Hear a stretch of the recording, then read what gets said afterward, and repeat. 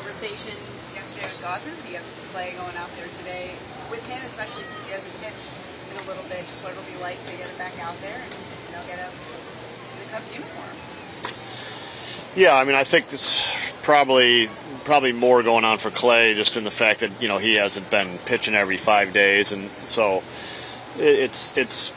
he's had to work long and hard to get back to this point, and so I'm sure he's just excited to be competing in a big league stadium again and be back from rehab. And then the uniform change on top of that. So there's probably a lot going on, but I think he's excited just to get out there and compete as much as anything. What do you observe about the new guys and how they're taking on the role, the new team, the communication, embracing every new transition? Yeah, I mean, I think especially with I always take the tack to let them be for a while. Let them just observe a little bit and get their connect with their teammates as much as anything. That's by far the most important thing. That creates the comfort for them, and then also let them play. Clay hasn't played yet, so let them compete for you. But I think they're both excited to be here, and they both, they're trying to get the lay of the land, and they want to feel comfortable. And I think a night like last night obviously helps Kevin feel incredibly comfortable, and gets him into kind of his normal routine. And I think the same thing will happen for Clay the next couple days. How much do you feel Clay is kind of a really good fit for your group with the defense, with his repertoire? Well, every pitcher fits our defense. I mean, I think there's I've seen it's a ground ball pitcher. It's fly ball pitchers. If you strike everybody out, then you probably don't need defense. But anybody who lets balls be put in play is helped by the good defense. So I think I think it helps Kevin. I think it helps Clay. I think it helps Shota. So I think it's kind of everybody. But I think our defense should make pitchers better. I know you guys are still obviously in the stretch of 17 straight. Did that play into giving Pete another day at the DH spot? Yeah. I mean, look, we've got tired players for sure, and we're just trying to we got one DH a day. So it's Pete's day today.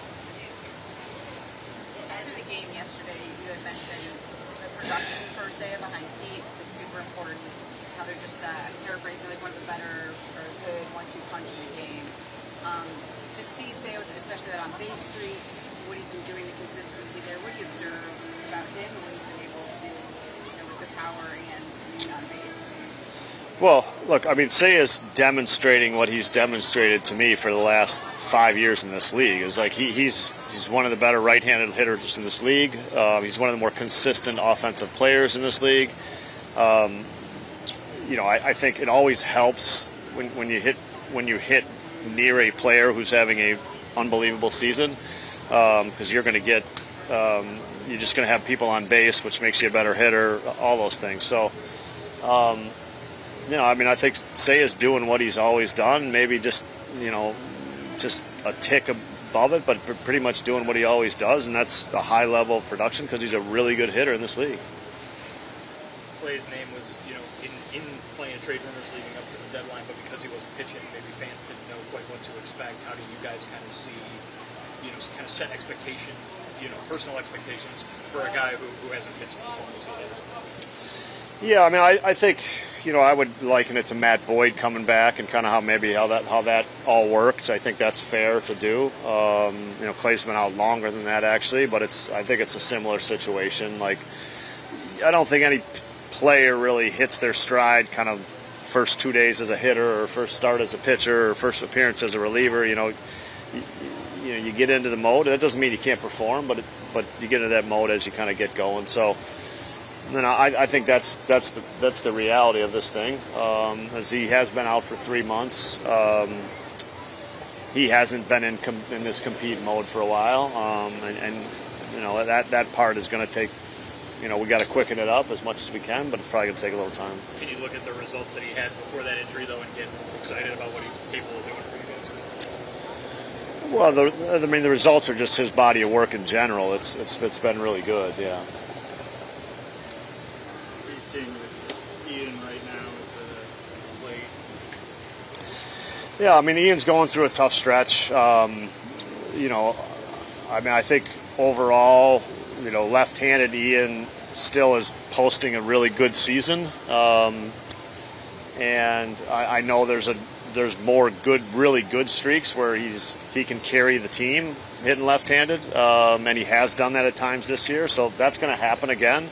But he's in one of those. You know, last night was obviously a tough night, but he'll get it going. Just curious when you hear, you know, Kevin's experience and around the inside last night. This is a guy who just he can handle a lot. When you have then another guy going out there really play tonight, I'm curious because even in those, you know, there's that human element where Kevin's like, yeah, I'm speeding, you know, I'm sped up. Yeah. Like everyone just goes through that, no matter. I don't know.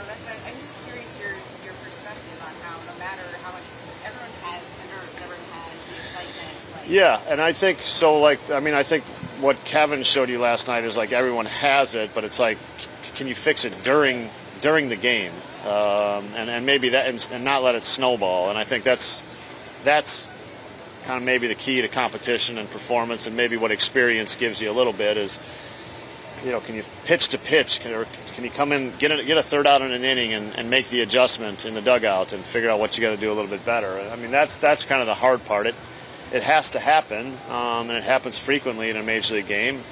And I think that's maybe where Kevin's kind of very well-rounded experience can help him. do you like having like a Carson Kelly an experienced pitcher back there when there are new pitchers? Is there anything to that?